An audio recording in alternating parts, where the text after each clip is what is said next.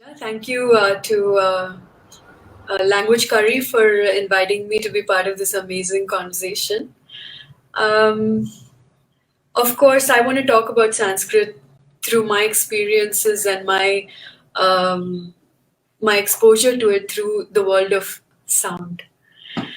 When we think of Sanskrit, I think in India a few common phrases come to mind. Scientific, systematic language, the mother of Indian languages, classical language, the language which helps students score high marks in their exams. And sometimes we even refer to it as a dead language. Whatever each of us relate to in terms of our reference to Sanskrit, none of us are actually untouched by it, even in the modern world. Let's look at these phrases and try to understand how they came to be. Sanskrit is called the mother of Indian languages, and it's also called a classical language because of its linguistic relevance. We've been already talking about that through the conversations of our previous speakers today. Sanskrit has played a hugely relevant part in the birth of most Indian languages. Vedic Sanskrit's origins date back to approximately 1700 to 1200 BC and is believed to have been generally spoken as a language in the Indian subcontinent since that time. Classical Sanskrit came into being around 500 BC, between 500 BC and 1000 AD, after which the grammar systems which were written by Panini, which we've had some references to in our previous talks, and the great epics of Indian mythology, the Ramayana and Mahabharata, were created. Sanskrit is considered a scientific language. Again, we've had references to how it's relevant in software and in scientific studies today. But really, let's go to the basis of it. Why is it considered a scientific language? Fundamentally, that's because of the way it's systematically structured. If one studies deeply the phonetic arrangement and classification of sounds in Sanskrit, one can uncover its secrets relating to vibration and even healing. Also, Sanskrit has exhaustive ancient texts written in ancient times, such as on topics as widely ranging as medicine, for example, the Charaka or Sushruta Samhita, mathematics, Aryabhatiya, politics, Arthashastra, moral teachings and wisdom, Panchatantra, philosophy, Bhagavad Gita, astronomy, Parashara Tantra, performing arts, Natya Shastra, law, Manusmriti, so much more. And really, the list is so exhaustive. But when you ask a student these days in India why they opt to take Sanskrit in school or college, to a large extent you'll hear that it's because there's a much better chance to score higher marks in Sanskrit than in any other opted language. So students end up learning grammar, and some of them even study classics depending on the level of Sanskrit studies that they opt for. But the actual essence and the conversational aspect of the language doesn't get that much attention when we study it in school. I've also heard that Sanskrit often is referred to as a dead language, and I'm not sure that I completely understand why. But I have to say, the moment I uploaded the poster for today's event on Facebook, on my Facebook page, the first comment I received, and I'm not kidding, was dead language. And I remember instinctively, immediately, I felt so sorry for the person who wrote that, because he will never truly open his mind to the secrets and mysteries held in this beautiful language. And that's such a huge loss. I'd like to take a moment to ponder a little bit about the origins of language.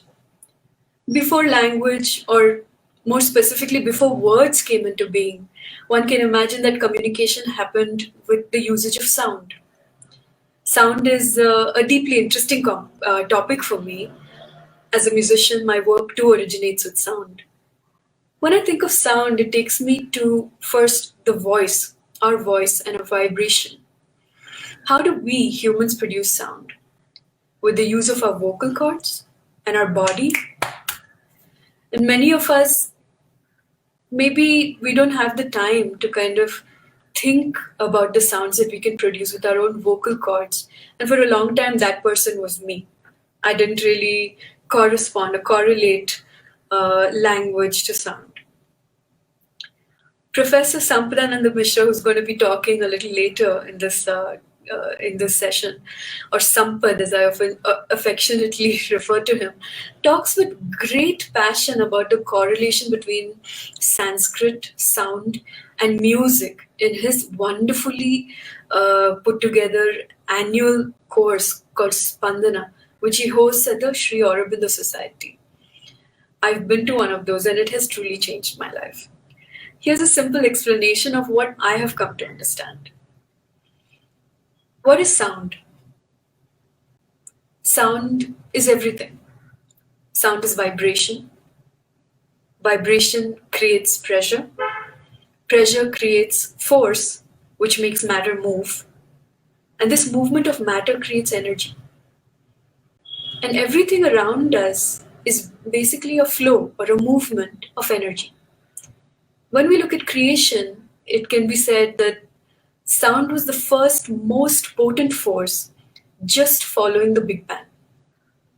Sound was the means by which the universe organized matter in the first phase of creation. The quantum fluctuations that occurred immediately after the Big Bang became amplified because of the sound and caused matter to go to different places in the universe, organized by the huge sound pressures that would have existed at that time. So how does any of this correlate to Sanskrit? Every time we make a sound from our voice box is basically vibration. If you touch, you will feel it. Every syllable we utter is a product of vibration. Vibration is everywhere. It permeates and connects everything. Sound in Sanskrit is called nada. Nad means to sound, and nada means stream. So when one looks at this in the context of Nada Yoga, you may consider that one of the most effective ways to a meditative state is to tune in to one's own internal sound stream. If you're wondering what I'm talking about, just plug your ears with your fingers for 30 seconds and listen to your own body, and you will hear your own inner sound. Nada Yoga goes into upper sound of harmonic structures. In Nada Yoga, we talk about the bindu or the still point, the nada or the stream, and the bija or the seed. So coming back to Sanskrit, according to Vedic tradition, the bija is the root sound. And root sounds are from where every letter in the Sanskrit alphabet comes from. Sanskrit is said to be an experiential language, which means that every sound or every letter was experienced before it became something, before it started to donate, before it came to denote something. The evidence of that is simply in the way that sound or letters in Sanskrit alphabet are arranged. Simply put, the alphabet in Sanskrit begins with no contact, just vibration. You can experience this for yourself when you focus on where the sound is emanating from in your own body and utter each letter, or as I like to refer to it, each sound, and see for yourself. When you say ah, e, u, r, a, I, o, ow, there's really absolutely no contact.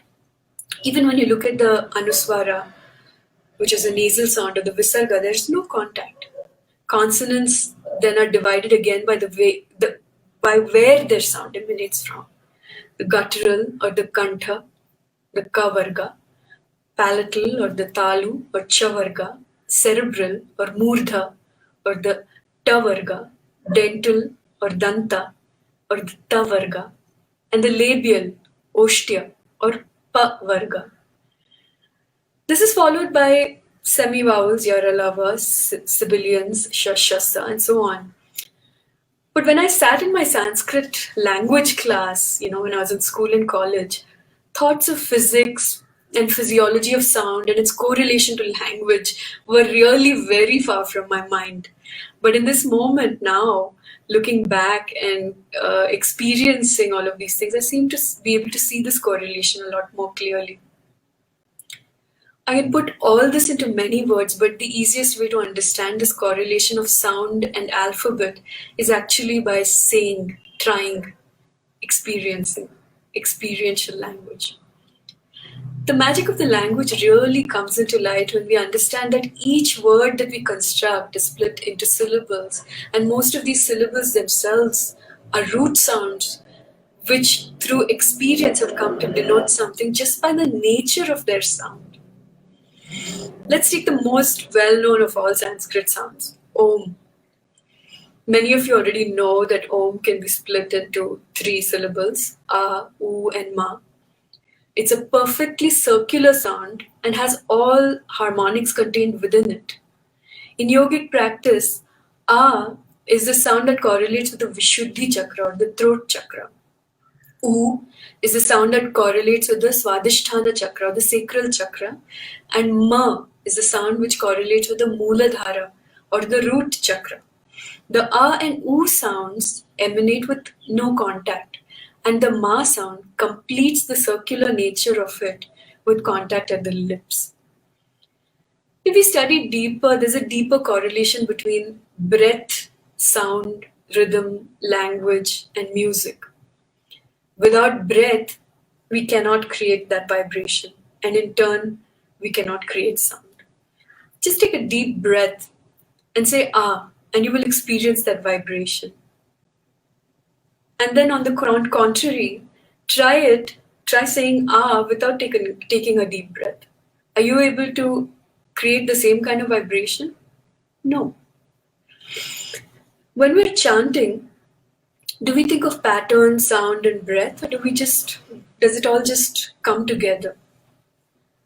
If you ask me, and this makes so much sense after listening to our first speaker today, mantra to me is code.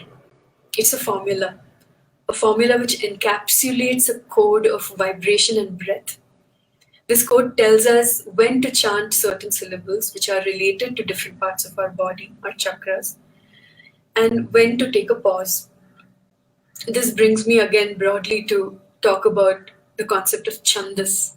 Chandas is something that Sampath goes into great detail about in his book Chandovallari. But simply put, chandas is organized rhythmic structure or meter given to verses, and it's kind of the main code to writing poetry. Please note here that most of all ancient works that were written in Sanskrit were written in poetic form, not so much in prose. And so chandas is at the root of every piece of ancient literature. So now we have come from breath to sound to rhythm to language.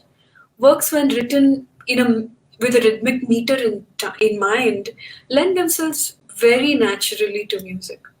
And music uses breath, sound, rhythm, and language in equal measure to exist and be in the consciousness of people. To go a step further from music, when one speaks about healing, we cannot ignore the power of music in healing. Why?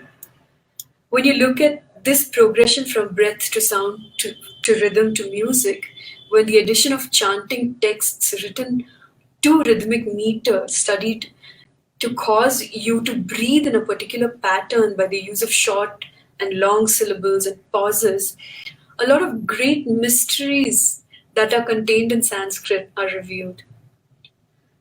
So, when we think of relevance today in today's world, is none of this relevant?